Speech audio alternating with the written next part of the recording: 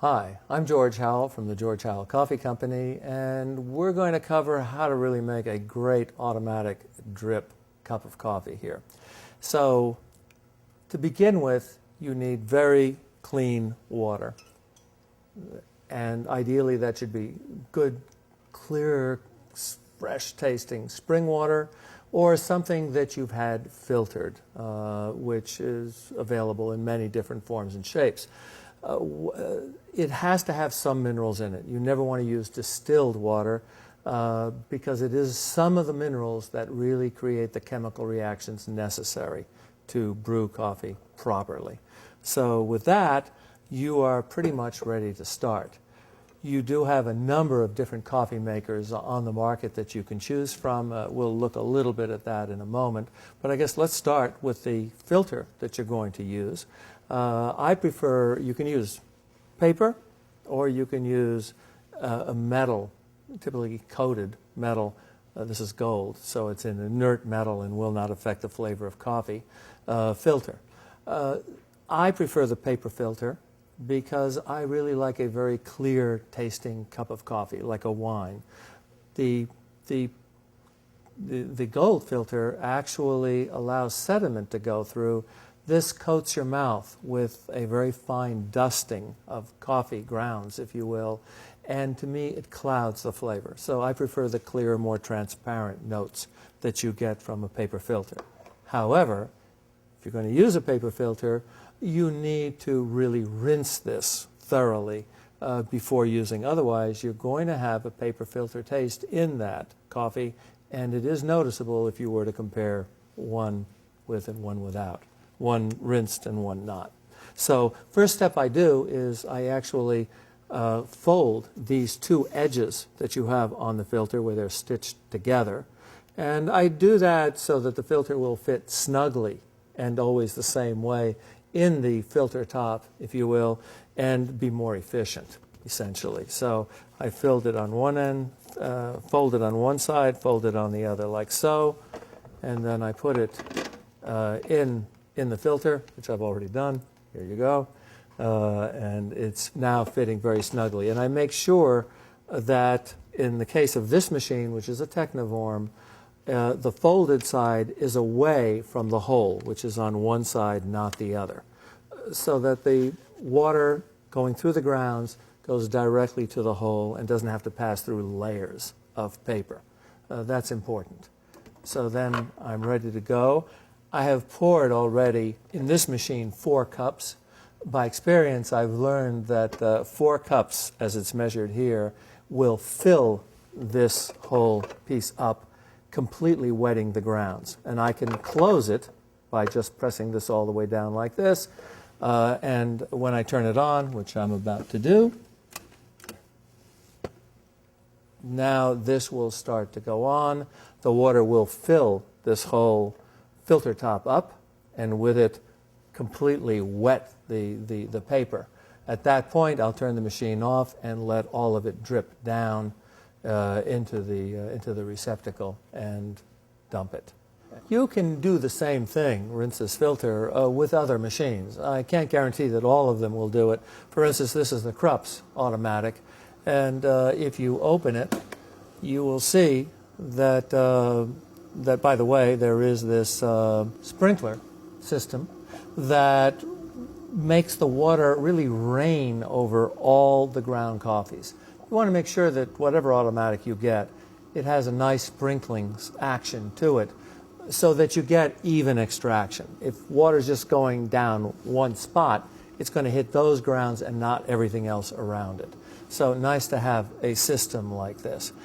In this particular case, you can rinse the coffee not by a button here that you press down, simply by pulling the receptacle out like this, which now closes the valve and the water fills up. And then the minute you put this back in, the water will now pass through. You want to turn off the machine at that point so that you're not putting any more water in. And then you refill the tank, and now you're ready to brew. So we now are ready. I've poured in 6 cups of water into this Technivorm. you should know right off the bat that a cup is not a cup is not a cup, because essentially this cup, 1 cup, is 4.25 liquid ounces, whereas in a Krups it's closer to 5. And every single machine measures a cup somewhat differently. So you really need to take measurements if you're going to be accurate to know what they mean by a cup when you buy your coffee maker. So we're ready now to weigh the coffee, the beans, and I have this already tared at 0. So here we go.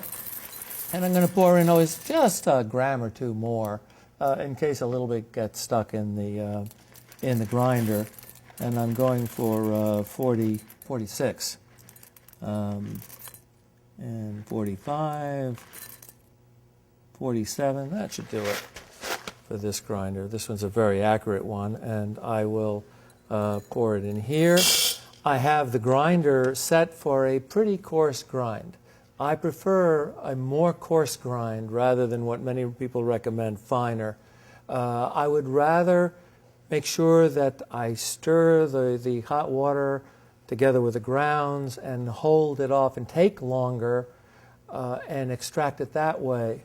Because the finer I grind the coffee, the more dust, the more percentage of dust there is in the coffee. So the coarser grinds, the smoother the cup, the less over extraction I'm going to get. No matter what grinder you have, there is always a certain amount of fines that go in along with the correct grind. So I've put in the right amount of coffee. This is empty, and I'm now going to turn this on.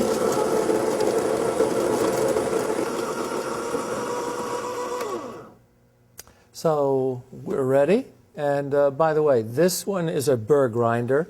It operates by 2 burrs that come closer or further away together, and is much more accurate than the cheaper blade type grinders, which really cut the beans indiscriminately that fall in the path of the blades. You're going to get a much more uneven grind, everything from dust to coarse, so your extraction is going to be much more uneven. If you want a great cup of coffee, I really think it's worth doing the investment that lasts over years with a good grinder, somewhere between $100 to $200 typically that you get. So we have ground this, and now I'm tared at 0, so I'm going to pour this in and get to that 46 grams that I had been mentioning. So here we go. 46 it is. Bingo. So we're ready. And this I am now going to put into the filter holder, like so, and shake to flatten it all out.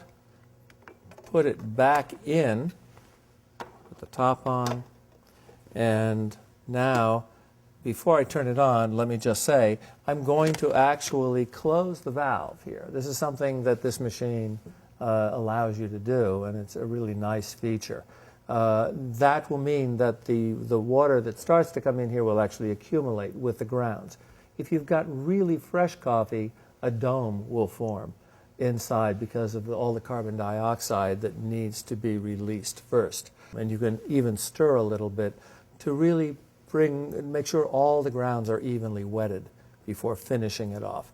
I put the top back on, and I now open this, and it's now pouring through, and we will have our coffee. So we're coming near the end of this. This is now about to turn into drops. It's already stopped brewing entirely. By the way, at this stage, I actually turn off the machine and also the burner, period. That's really critical. I do not believe in keeping your coffee on a hot plate. Once you brew it, it's really meant to have then and there, no matter what you're doing. If you really need to hold it for a while, somebody hasn't come out of bed yet and they're coming down in 20 minutes, that sort of thing, have a thermos. You can get these machines and others that actually brew into thermoses as opposed to glass, but better with a thermos, it's no applied heat. It's gentler to the coffee. Coffee has a really long molecule, and the minute it's been brewed, that molecule starts to separate and break up. And as that happens, the flavors really start to change. So you can put it in here if you're not going to have it immediately. So this is ready. I close this just to stop any dripping whatsoever. And the coffee is now ready to be served, essentially. Presto.